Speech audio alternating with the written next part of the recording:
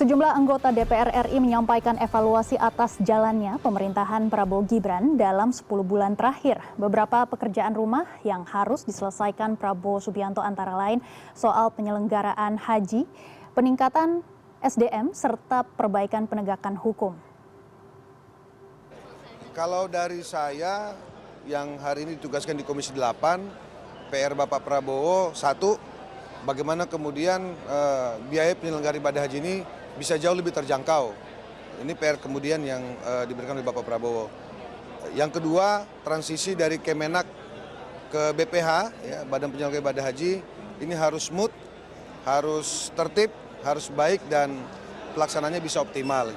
Pasca amnesti dan abolisi Tom Lembon dan Hasto, itu menjadi momentum persatuan kesatuan bangsa. Selain itu menjadi koreksi bagi penegak hukum kita. Ya, sekali lagi koreksi bagi penegak hukum kita agar dalam menegakkan hukum,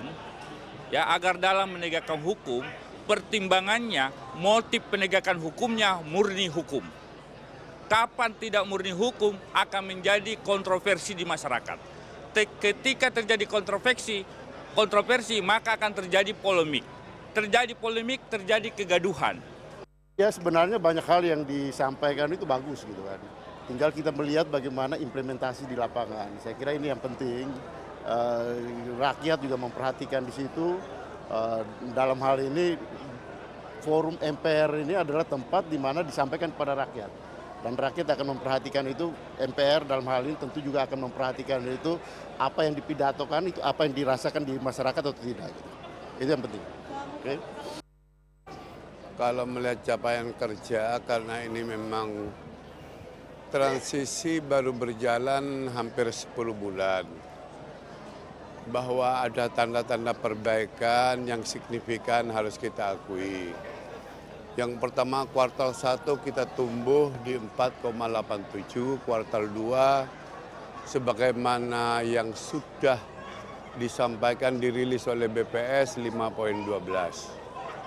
Maka memasuki tahun kedua nanti, harapan saya dalam pidato Bapak Presiden, ini bagian dari game changer, perubahan ke depan tentang peningkatan SDM kita.